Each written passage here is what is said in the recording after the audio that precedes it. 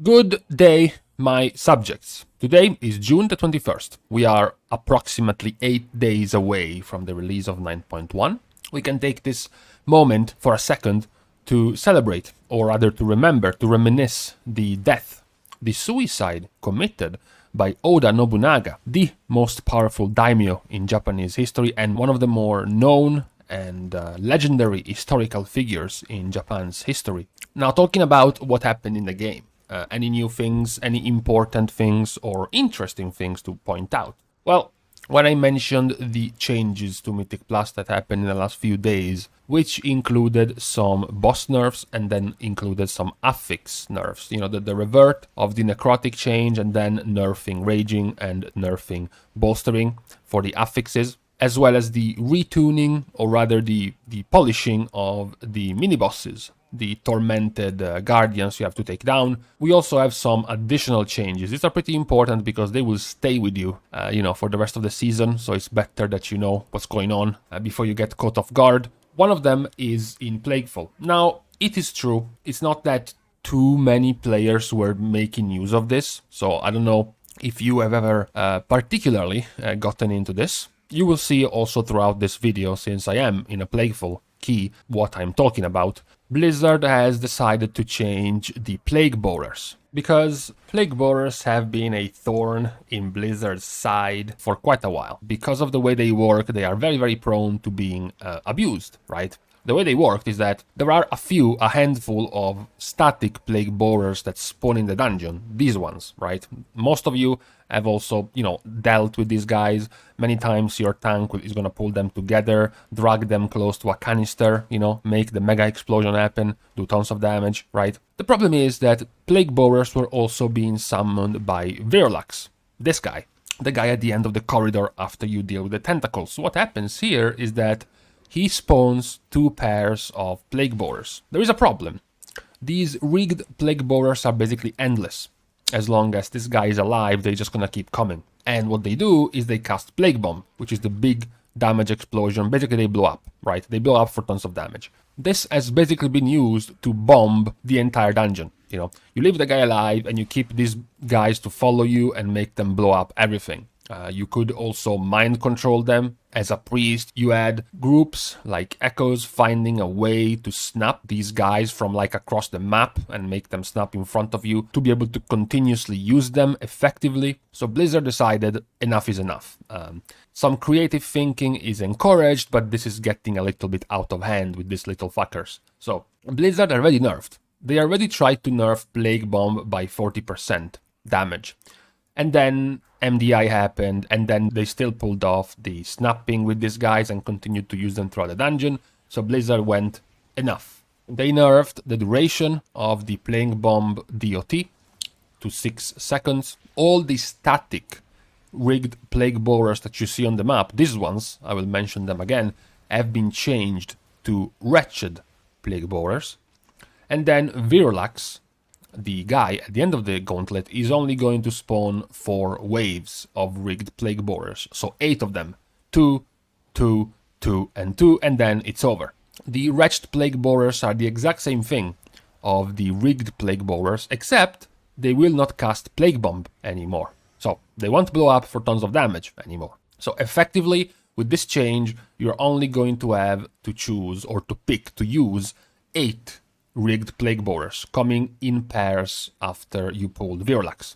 No more, just 8. You can still, engineer yourself to maybe use them all the way up to the second boss throughout all of the pulls, maybe even to make them come to you as you pull Ventunax and then you track back. That is also important because there is going to be one of the mini bosses before Ventunax, so you can pull Ventunax and then track back, pull the guy and use the Plagueborers to help you with the mini boss, but still you only have 8 of them to use. The other change, this one is a positive change though, is from Ventunax. This is an adjustment done by Blizzard because they realize that many bosses, many people have a different feel, a different opinion of how difficult a boss is, simply because they have been used for now almost 8 months to deal with a boss with Prideful, right? If you think about it, there are many bosses that you're basically perpetually done with a Prideful buff on. So you're not quite in line with how difficult they are supposed to be, because you have always done them with Prideful. One of these guys that I'm pretty sure has been done 99% of the times with Prideful is Ventunax in Spires of Ascension, the bullet hell minigame guy. So Blizzard, to adjust for the lack of Prideful, so you will be slower generally speaking to deal with this guy, they changed the way his Shadow Whirl works, so his orbs work. Generally speaking, every time after he teleports to leave behind the bleed on a target, he's going to also leave behind a Shadow Whirl, which is going to then spawn dark bolts all over the place, right?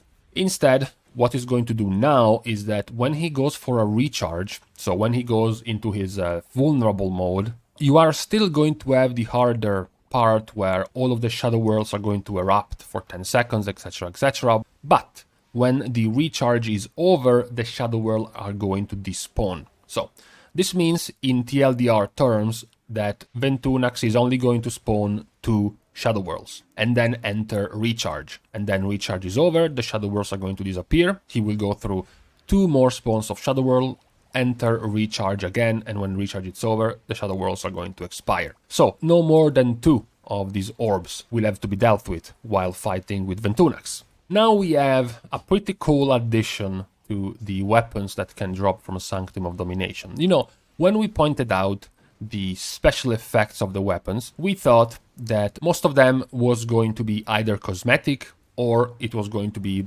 with a, in-game powerful effect based on how the weapon looked. For example, the Cruciform Vein Ripper. As you can see, this first weapon does not have secondary stats, right? And you're like, okay, cool, you are trading your secondary stats for this effect of this weapon. If you remember from BFA, we have something like Jaithys, the two-handed sword you could loot from King's Rest, right? No secondary stats in exchange for the bleed proc effect on the weapon. So when we looked at the data mined Jaithys, the Prism Blade, it looked pretty obvious. It has strength, it has stamina, it has crit, it has haste, and then it has an effect. Use, consume a lesser weapon, destroying it utterly to feed the power of Jaithys. And you're like, well, okay, this is just a cosmetic, what's it gonna be?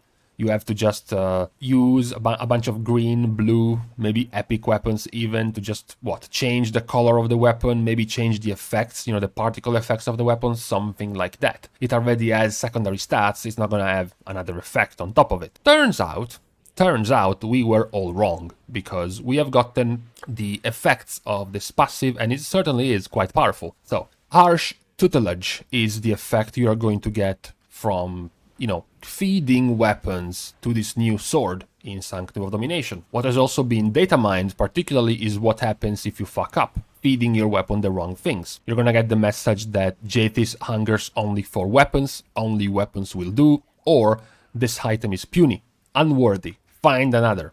Or perhaps Jaithys is many things, but Jaithys is not a cannibal. So, feeding him his own weapon, feeding him green or blue weapons, maybe both from the auction house, for example, to do it very quickly is not gonna work. He only wants weapon, and they have to be epic for this to upgrade. When you go through and you keep feeding him these weapons, what's gonna happen is that the weapon is going to gain a new special effect, Harsh Tutelage. At rank 1, this weapon is going to have a chance to proc and deal a bunch of damage, generally once per minute, scaling with haste.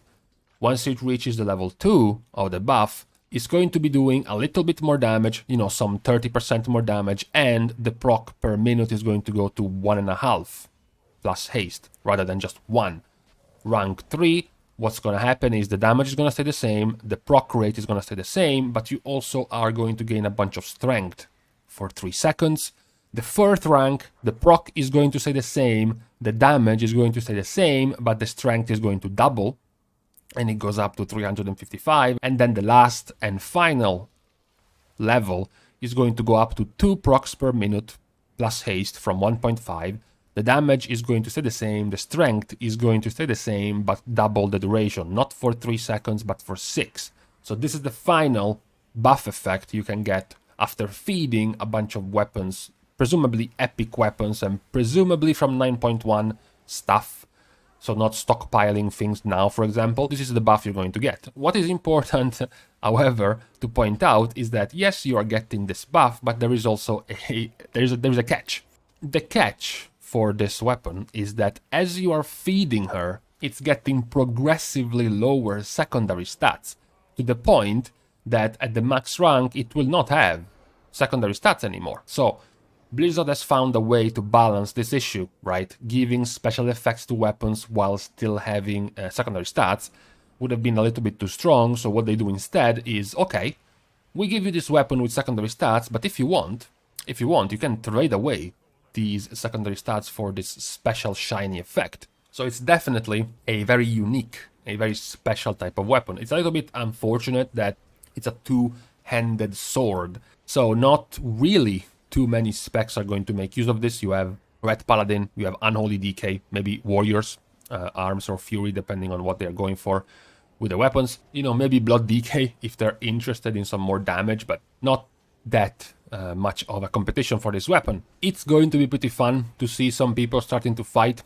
against others for loot distribution, when they will try to argue that giving them a weapon just to disenchant, basically just to throw away, to empower their Jaithys, is going to be better than giving the weapon to someone for off-spec, right? Or for off-roll or something. Now, what is also going to be important to mention is a new ability, a new feature you can take advantage of in 9.1, which we have covered a few weeks ago when it was first announced, which is the ability to exchange your keystones as well as to lower the level of your keystones. The NPC responsible for this is Tashup. What happens with Tashup is that, first of all, he will have the option for you to lower the keystone level that you have. So if you have a plus 17, you can just talk to a guy and lower it down to a 13 or a 14, whatever you want. Some people have complained, pointing out, well, I could already do this before by entering the dungeon. Yes, that is just a way to make it faster, to prevent you from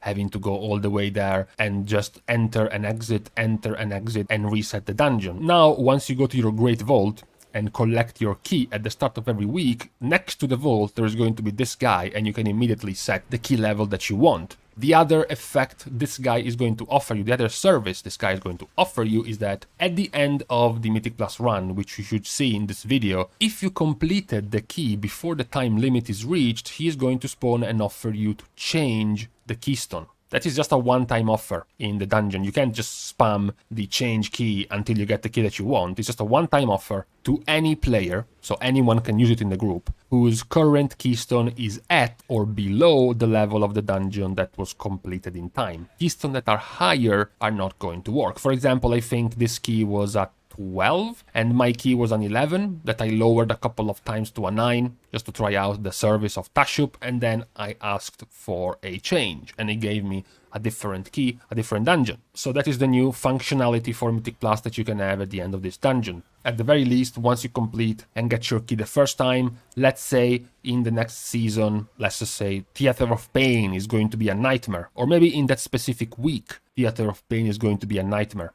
You are assigned a Theater of Pain key. What you can do is just enter a different key, maybe go for a Mists key, maybe go for a Halls of Atonement key, maybe Necrotic Wake key, and once you complete it, you can just talk to the guy and ask you to change your Theater of Pain key. It's going to definitely give people more incentive to continue pushing their key once they feel their key has hit a brick wall, has hit a very difficult dungeon that they don't really want to do for the week. You can just go to a different dungeon, complete it in time, and get yourself a different key. As far as I've seen from me trying it and other people in my dungeon groups trying it, you can't and will not get a duplicate. So if you have a Sanguine Depths key and you ask for a change, you're not gonna get another Sanguine Depths key, so don't worry. I think this is going to be a pretty good tool, a pretty handy tool for the new season of Mythic Plus. It's going to be very appreciated by many players, the ability to do this. Now, to close this video, let's go for some random talk before we close.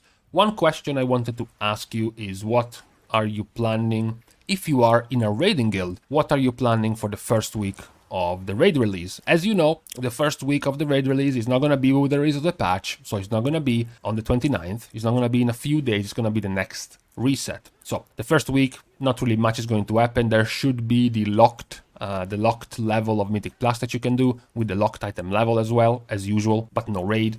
However, when the raid opens, there has been this very long debate about is it worth doing the first run in Heroic or is it worth doing the first run in Normal?